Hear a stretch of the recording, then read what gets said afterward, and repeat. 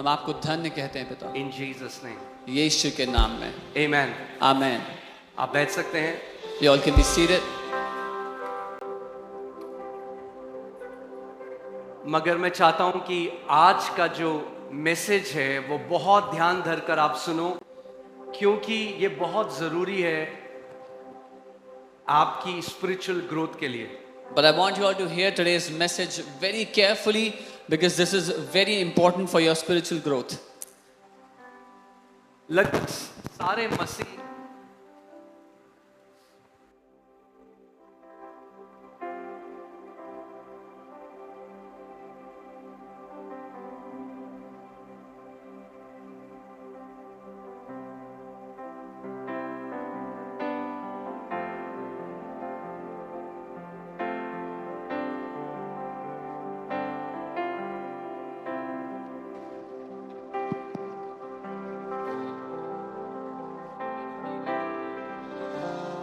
Hallelujah. Okay, मैं चाहता हूं ध्यान से आप आज का वचन सुनो, ठीक है? I want you all to hear the word. distraction नहीं। Do not be distracted by anything. Okay, background music बंद कर दीजिए। सबसे जरूरी चीज जिसके लिए हम कलीसिया आते हैं वो है वचन में बढ़ना। The most important reason why we come to the church is to grow in His Word.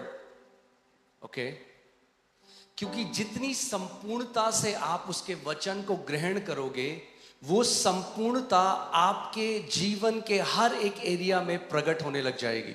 Because when you receive His Word holistically, that wholeness starts to manifest in your life. Amen.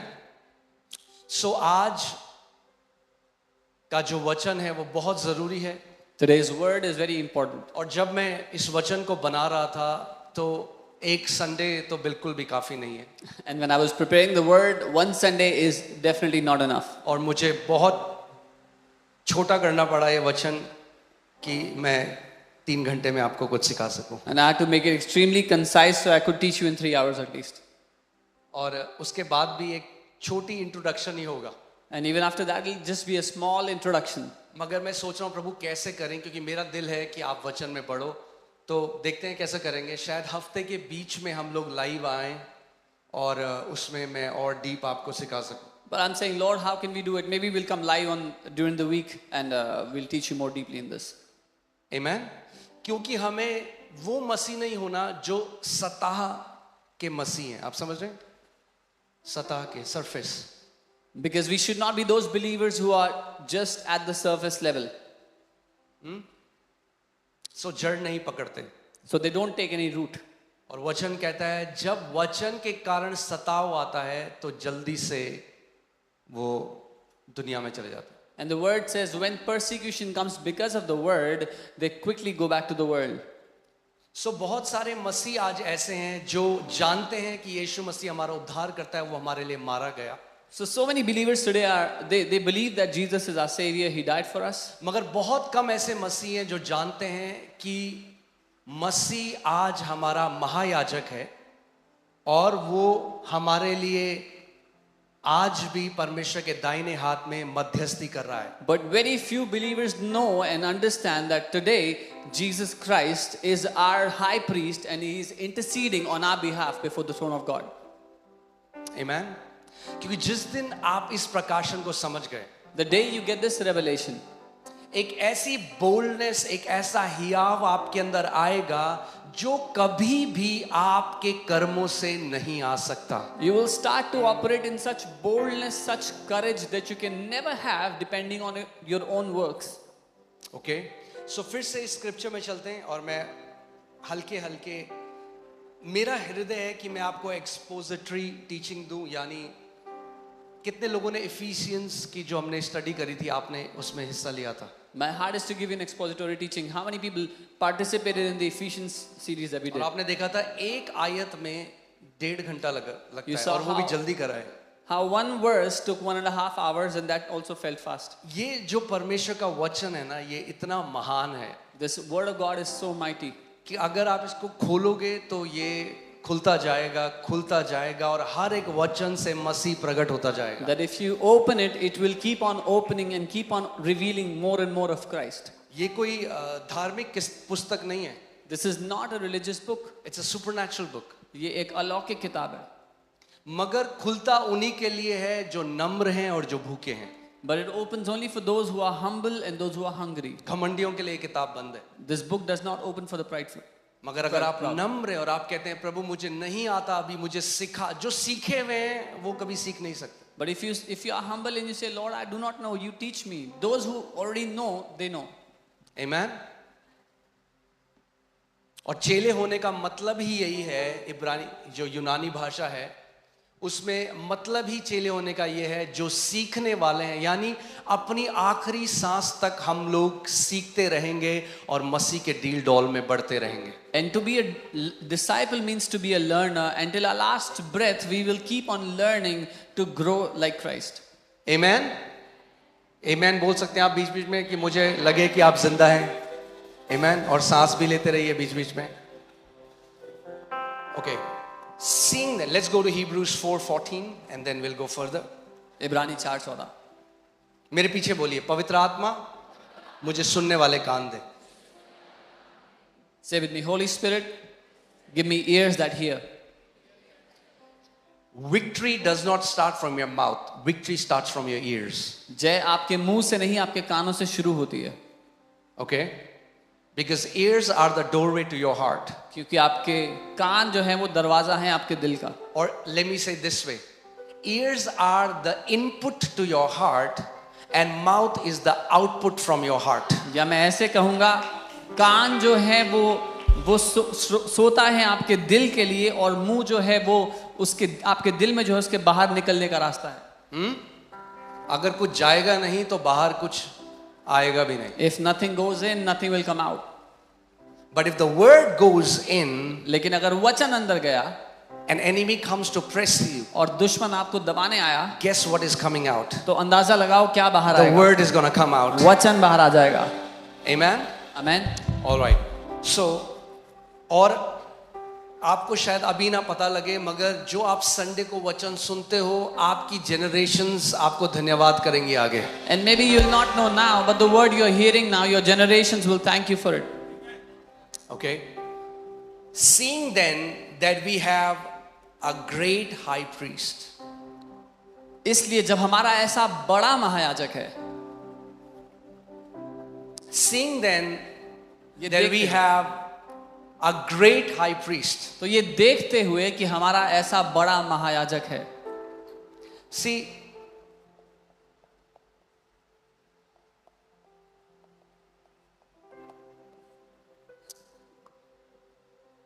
सबसे पहले हमें समझना जरूरी है कि ये महायाजक कौन है और क्यों एक महायाजक की जरूरत हम लोगों को आज भी है। We first need to understand who is this high priest and why do we need a high priest even today. Okay, so मैं आपको पुराने नियम में ले चलता हूं कि ताकि आप इस बात को समझ सको। पुराने नियम में जो परमेश्वर के लोग थे, जो इज़राइल थे, उसमें कितने गोत्र थे?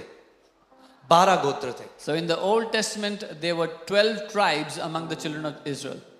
इन 12 गोत्र में 2 गोत्र बहुत ही महत्वपूर्ण हैं, उनके बारे में हम देखेंगे। तो 2 जो गोत्र थे, एक गोत्र था लीवाई। Out of these 12, 2 were very important. We will see them. The first was Levi और दूसरा जो था वो था JUDA. and the second was Judah. अब एक जो याजक होता है वो लोगों को रिप्रेजेंट करता है परमेश्वर के सामने। Now a priest represents the people to the Lord. क्योंकि पुराने नियम में जब पाप आया तो परमेश्वर ने कहा हर कोई मेरे सामने नहीं आ सकता। When sin entered, the Lord said, not everyone can come in front of me. सो मैं जो लीवाई का घराना है, So the ये household of याजकों का Levi, घराना है। the household of Levi shall be the household of priests. यानी कोई भी व्यक्ति अपनी मर्जी से पुराने नियम में याजक नहीं बन सकता था। So that means no one on their own could become a priest. उनको लिवाई के घराने में जन्म लेना होता था, तब वो उसमें से याजक बन सकते थे। और उन सारे याजकों में से एक याजक को चुना जाता था जिसको महायाजक बोला जाता था, हाई प्रीस्ट बोला जाता था। They had to be born in the household of Levi in order to become a priest, and among all the priests, one was chosen to be the high priest. Okay अब साल में एक दिन जो day of atonement बोला जाता है, या जो ज्यूइश लोग उसको यौम किपुर बोलते हैं, Now, one day of the year, the day of an atonement, or the Jews call it Yom Kippur, वो है ढांपे जाने का दिन.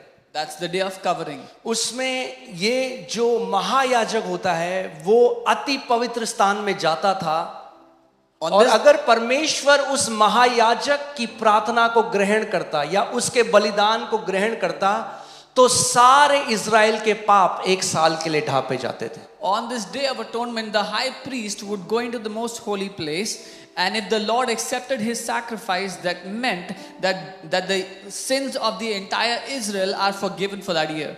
ओके सो ये जो महायाजक होता था, इनकी दो क्वालिफिकेशन, अर्थली क्वालिफिकेशन होनी चाहिए थी. शारीरिक दो चीजें इनको होनी चाहिए, तभी ये याजक बन सकते थे या महायाजक बन सकते. So these high priests needed to have two qualifications in order to become priests or high priests. एक तो ये लिवाई के खानदान से, आपने लिवाइस जीन्स कितने लोगों ने सुना है?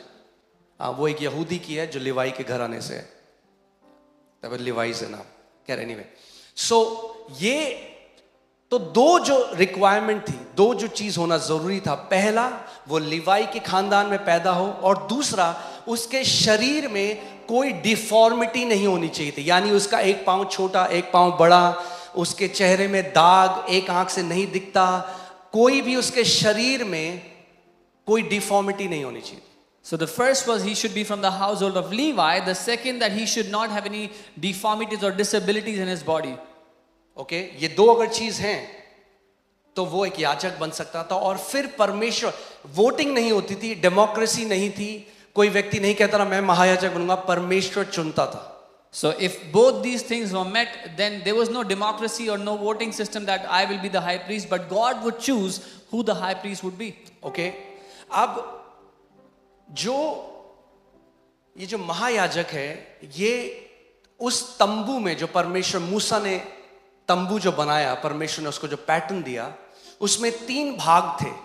Now, the pattern of the tabernacle that God gave to Moses, there were 3 parts in it. पहला था बाहरी outer court, The first was the outer court, फिर था पवित्र स्थान, then the holy place, फिर था अति पवित्र स्थान. and then the most holy place. तो पवित्र स्थान और अति पवित्र स्थान के बीच में एक बहुत मोटा, करीबन 6 इंच का पर्दा होता था. उसकी थिकनेस 6 इंच से भी ज्यादा. So between the holy place and the most holy place, there used to be a curtain that was roughly 6 inches or more thick.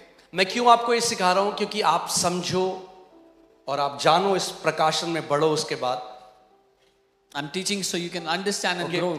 सो ये जो महायाजक था, जो लिवाई के खानदान से था, This high priest from the household of वो Levi, he used to pass through this curtain, वो इस पर्दे में से आर पार जाया करता था.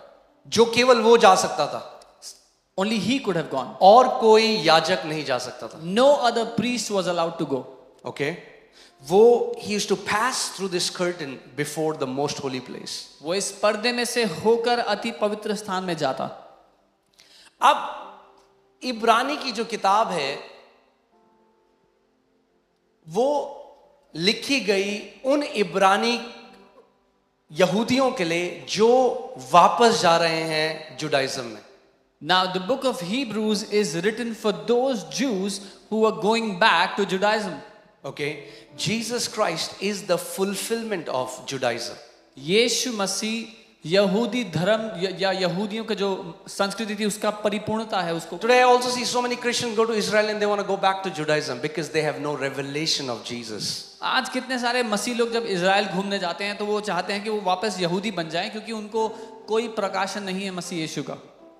Okay, now the author of Hebrews, which is Paul कह रहा है, पूरा हिब्रू जब आप पढ़ोगे, it is about the excellence and supremacy and greatness of Jesus. अब जब आप इब्रानी की पूरी किताब पढ़ते हो, वो पूरी किताब ने जो पौलुस ने लिखी है उसमें वो बात करते हैं मसीह की श्रेष्ठता के बारे में, मसीह की महानता के बारे में, उसकी सर्वोत्तम होने के बारे में. Are you alive? Awesome. Okay. Seeing then that we have a great high priest. So now to us, the author is saying that now we don't have just a high priest, we have a great high priest. अब हमारे लिए वो लेखक ये कह रहा है कि तुम्हारे पास सिर्फ एक महायाजक नहीं है, एक महान महायाजक है. And why is Jesus not just a high priest and a great high priest, that we are going to learn today. और क्यों मसीह यीशु केवल एक महायाजक नहीं, वो महान महायाजक है, वो आज हम सीखेंगे.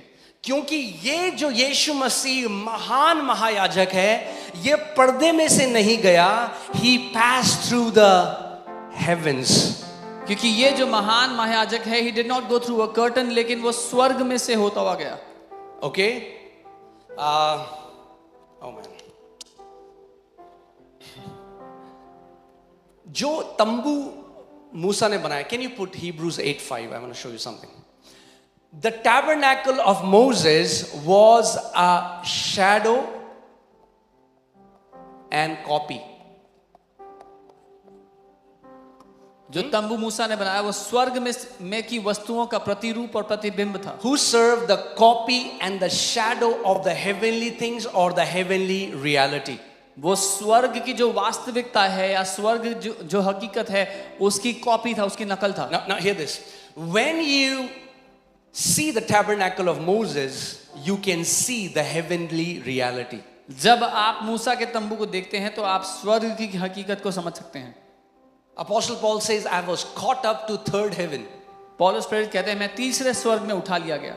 अगर तीसरा स्वर्ग है तो ये स्वाभाविक है कि दूसरा और पहला भी है. If there's a third heaven, it's very simple to understand that there would be a second and a first heaven as well. Amen. मूसा के तंबू में कितने पार्ट्स हैं उसके? How many parts are in the tabernacle of Moses? पौलुस क्या कह रहा है, वो कौन से स्वर्ग में उठाया गया? Paul is saying, And it's a shadow of heavenly things or heavenly reality. Paul is saying I was taken into third heaven, जो कि स्वर्ग की वस्तुओं का प्रतिरूप या Now hear प्रतिबिंब this. है. The first heaven is the heaven that you see around you. It can be seen with eyes. It's the outer court. You see the sun, the star, the galaxy, the earth's atmospheric. This is the first heaven. पहला स्वर्ग वो है जो आप अपनी इन आंखों से देख सकते हो. आप आकाश को देख सकते हो, सूरज, चांद, तारे, इन सबको देख सकते हो. That's where you do your daily life. ये वो स्थान है जहां पर आप अपनी रोजमर्रा की जिंदगी And the जीते sad thing is, so many people remain at the outer court. हो. और दुख की बात यह है कि अधिकतर लोग इस बाहरी कक्ष में ही रहते हैं. मगर आज की शिक्षा उसके बारे में नहीं है, मैं आपको कहीं और ले जा रहा हूँ. But today's teaching ठीक is है? not about that. अब जो पवित्र स्थान है, holy place, Now the holy place, that's the heavenly realms वो स्वर्गीय हकीकत है where the warfare is happening. जहां पर आत्मिक मलयुद्ध हो रहा है.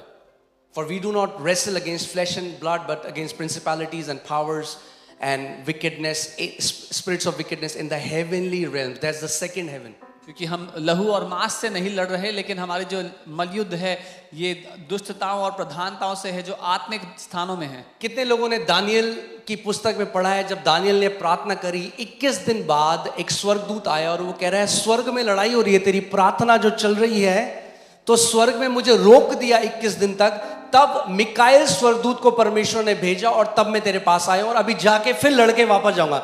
यानी स्वर्गदूत को आने तक पहले लड़ाई करनी पड़ी, फिर वो आया, फिर जाते हुए लड़ना पड़ा, फिर वापस कहां गया? तीसरे स्वर्ग में. So in the book of Daniel, when the angel came to meet Daniel, he said there was a warfare and Michael had to come and then I could come and meet you. Now I'll go back and fight again and then I'll go to heaven. ठीक है अभी तक? Okay. मगर अब जो हमारा महायाजक है, But now a high priest, वो पर्दे के बीच में से नहीं गया. he didn't just go through He the curtain. crossed through the heavens. He एक रास्ता बनाता हुआ गया बीच में से, एक ऐसा छेद करता हुआ ऊपर गया. He went passing through the heavens, making a way through that. Amen. That means when Jesus is my high priest today, my prayers are unobstructed because he has made a way for me. इसका मतलब जब यीशु मेरा महायाजक है तो मेरी प्रार्थनाओं पर कोई रोक नहीं लग सकती, क्योंकि उसने मेरे लिए मार्ग को तैयार किया है. हालेलुया. दुष्ट आत्माओं ने जो आर्मर्ड वॉल बनाई थी, यीशु मसीह फोड़ता हुआ उसको चीरता हुआ चला गया तीसरे स्वर्ग में. The wall that the demonic powers had made, Jesus broke it, shattered it into and passed into the heavens. Okay, and I'll show you from the scripture. Let's come back to 1 Peter 3:22. पहला पत्रस 3 उसका 22. I've told you, if you never want to go in error, always the scripture should interpret scripture. अगर कभी गलती में नहीं पढ़ना चाहते तो हमेशा वचन ही से वचन का अनुवाद करो. Okay, पहला पत्रस 3:22. Who has gone through the heaven? Again, are you seeing the analogy? Peter is saying the same thing. Who has gone into heaven and is at the right hand of God, angels and authorities and powers having been made subject to him. वह स्वर्ग पर या स्वर्ग में से जाकर परमेश्वर की दाहिनी ओर बैठ गया और स्वर्गदूत और अधिकारी और सामर्थी उसके अधीन किए गए हैं. Okay, it is talking about evil spirits, the same angels who came